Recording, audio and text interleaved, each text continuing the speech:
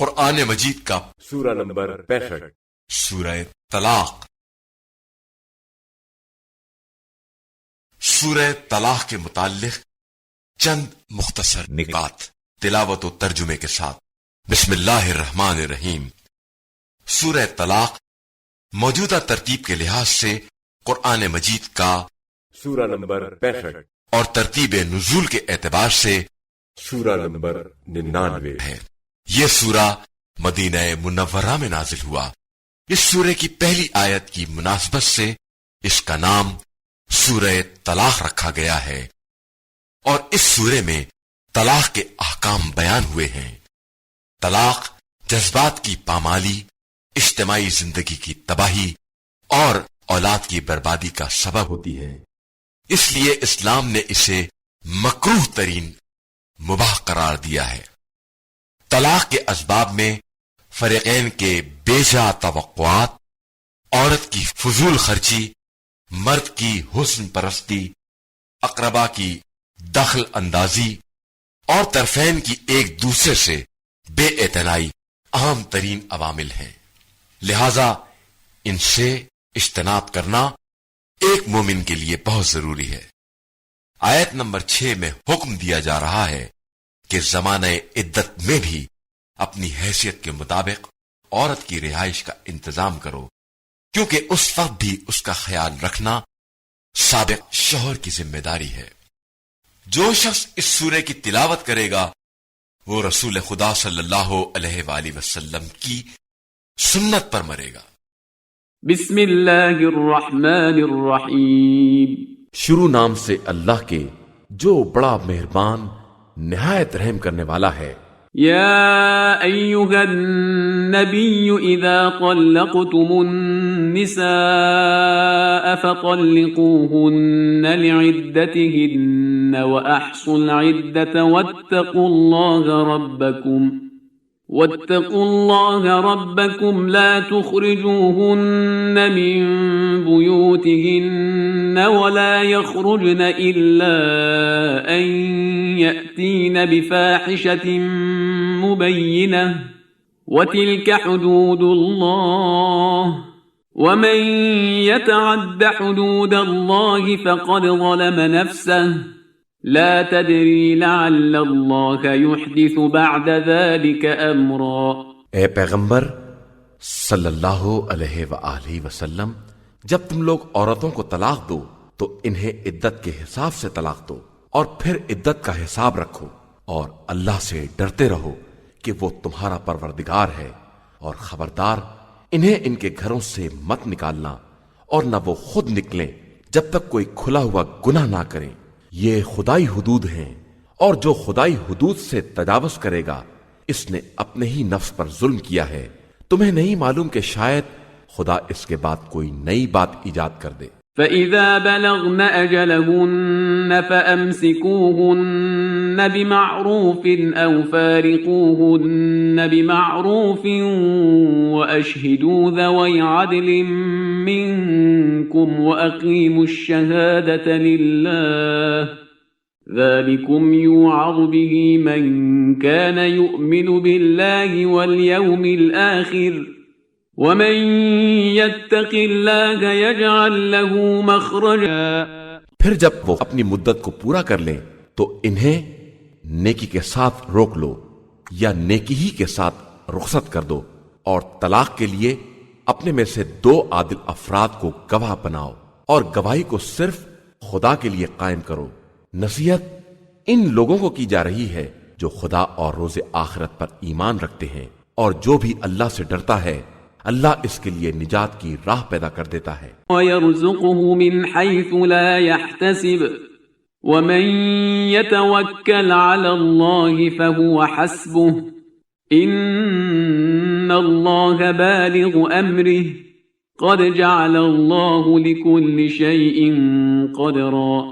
اور اسے ایسی جگہ سے رزق دیتا ہے جس کا خیال بھی نہیں ہوتا ہے، اور جو خدا پر بھروسہ کرے گا خدا اس کے لیے کافی ہے۔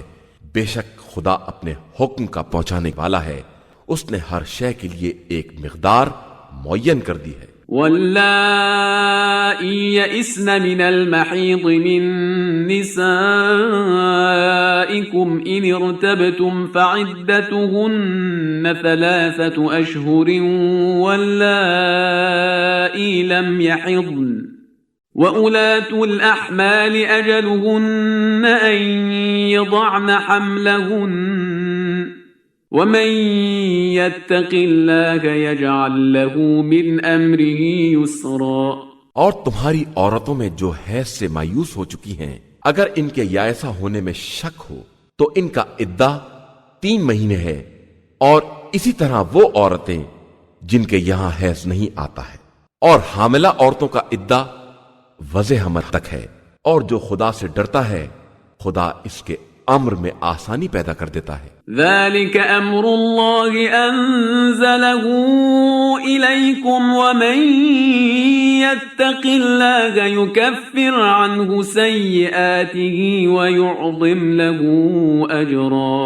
یہ حکم خدا ہے جسے تمہاری طرف اس نے نازل کیا ہے، اور جو خدا سے ڈرتا ہے خدا اس کی برائیوں کو دور کر دیتا ہے اور اس کے اجر میں اضافہ کر دیتا ہے.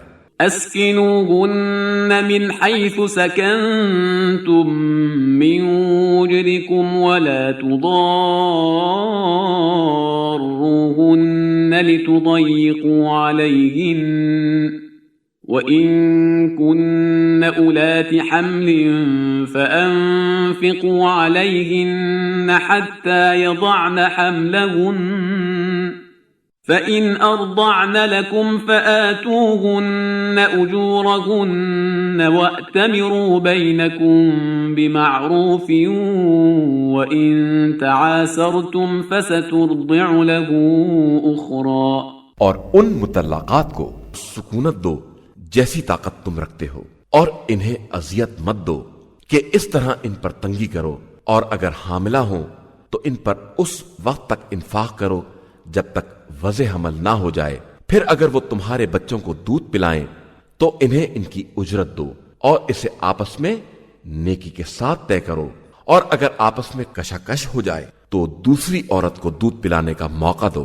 لينفق ذو سعة من سعته ومن قدر عليه رزقه فلينفق مما آتاه الله لا يكلف الله نفسا إلا ما آتاها سيجعل الله بعد عسر يسرا. صاحب وسعت کو چاہیے کہ اپنی وسعت کے مطابق خرچ کرے، اور جس کے رزق میں تنگی ہے وہ اسی میں سے خرچ کرے جو خدا نے اسے دیا ہے، کہ خدا کسی نفس کو اس سے زیادہ تکلیف نہیں دیتا ہے جتنا اسے عطا کیا گیا ہے. ان قریب خدا تنگی کے بعد وسعت عطا کر دے گا. وَكَأَيٍّ مِّن قَرْيَةٍ عَتَتْ عَنْ أَمْرِ رَبِّهَا وَرُسُلِهِ فَحَاسَبْنَاهَا حِسَابًا شَدِيدًا وَعَذَّبْنَاهَا عَذَابًا نُكْرًا. اور کتنی ہی بستیاں ہیں جنہوں نے حکم خدا اور رسول کی نافرمانی کی تو ہم نے ان کا شدید محاسبہ کر لیا اور انہیں بدترین عذاب میں مبتلا کر دیا. فذاقت وبال امرها وكان عاقبة امرها خسرا. پھر انہوں نے اپنے کام کے وبال کا مزہ چکھ لیا اور آخری انجام خسارہ ہی قرار پایا. اعد الله لهم عذابا شديدا فاتقوا الله يا اولي الالباب الذين آمنوا يا أولي الألباب الذين آمنوا قد أنزل الله إليكم ذكرا. اللہ نے ان کے لیے شدید قسم کا عذاب مہیا کر رکھا ہے، لہذا ایمان والو اور عقل والو اللہ سے ڈرو کہ اس نے تمہاری طرف اپنے ذکر کو نازل کیا ہے. رسولا يتلو عليكم آيات الله مبينات ليخرج الذين آمنوا وعملوا الصالحات من الظلمات إلى النور ومن يؤمن بالله ويعمل صالحا يدخله جنات تجري من تحتها الأنهار خالدين فيها أبدا قد أحسن الله له رزقا. وہ رسول صلی اللہ علیہ وآلہ وسلم جو اللہ کی واضح آیات کی تلاوت کرتا ہے کہ ایمان اور نیک عمل کرنے والوں کو تاریکیوں سے نکال کر نور کی طرف لے آئے، اور جو خدا پر ایمان رکھے گا اور نیک عمل کرے گا خدا اسے ان جنتوں میں داخل کرے گا جن کے نیچے نہریں جاری ہوں گی، وہ انہی میں ہمیشہ رہنے والے ہیں، اور اللہ نے انہیں یہ بہترین رزق عطا کیا ہے. اللہ الذي خلق 7 سماوات ومن الأرض مثلهن يتنزل الأمر بينهن لتعلموا أن الله على كل شيء قدير وأن الله قد أحاط بكل شيء علما.